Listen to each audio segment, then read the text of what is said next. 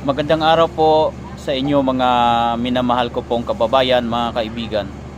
Dong Randy PH po pala. At kung hindi ka pa po nakapag-subscribe sa channel ko, sana i-subscribe mo rin po ako. Sa araw pong ito ay atin pong re-reaksyonan ang mga sinabi po ng ating Pangulong Bongbong Marcos.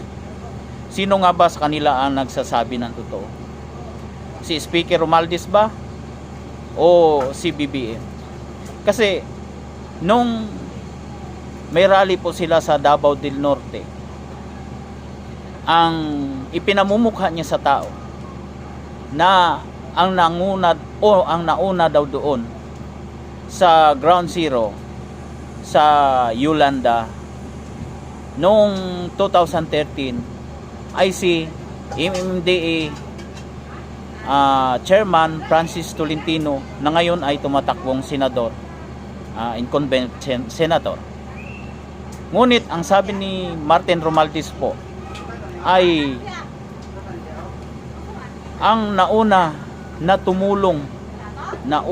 tumulong at dumating doon sa Tacloban ay ang dating Pangulong Rodrigo Roa Duterte.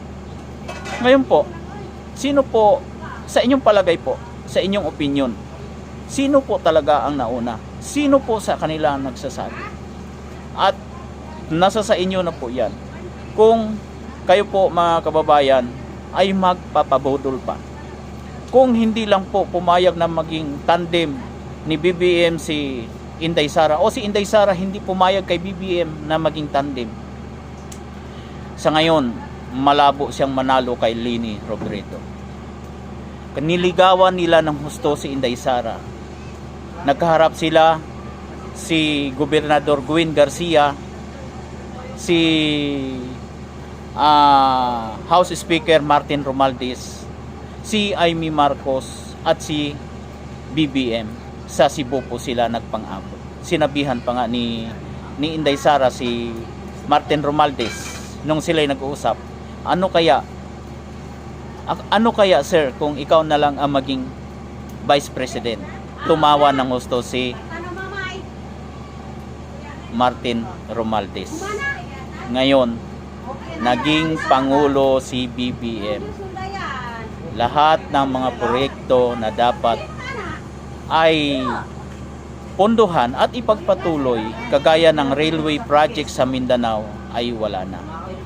Yung mga pangako niyang mga internet connectivity, lahat nun, yung mga pangako niyang mga dapat mangyari, gagawin niya pagkatapos ng eleksyon, may natupad ba? Ang laki po ng pondo ng Pilipinas, ngunit walang proyektong napainugurahan. Ang laki po ng pondo ng Pilipinas, lalong-lalo na kung nakalusot yung sabay camp.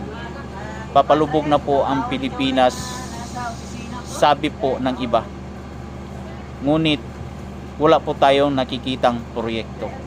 Mga kababayan, kayo na po ang bahalang magbigay po ng reaksyon.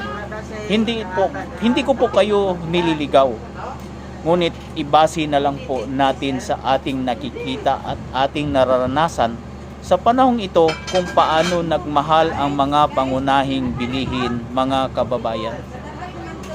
Kawawa po ang mga taong mahihirap, lalong naghirap.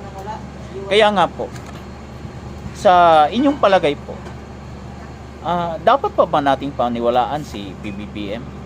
Yun po ang tanong. Dapat po ba nating paniwalaan si BBM sa kanyang mga sinasabi? Na sa ngayon, sa panahon pong ito, napakahirap po maghanap ng trabaho, mga kaibigan. Sa totoo lang, napakahirap maghanap ng trabaho. Ang bigas, sabi, magmumura. Ganun pa rin, napako po sa presyo. Sa presyo pinakamababa, 50 pesos. Kung minsan, may amoy pa. Yun lang po. At ramdam na ramdam po. At masakit po sa pulsa ang mga bilihin. Hindi katulad po nung panahon po ng Tatay Digong, marami pa pong mabili ang 1,000 mo. Ngayon po, mga kababayan, Kayo na po ang bahalang magbigay ng reaksyon.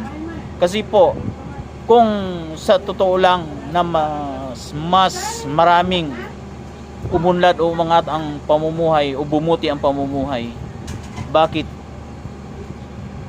o saan po nila kinuha yun? Subukan po nilang mag-kalye survey. Yun lang, at maraming salamat po sa inyong panunood.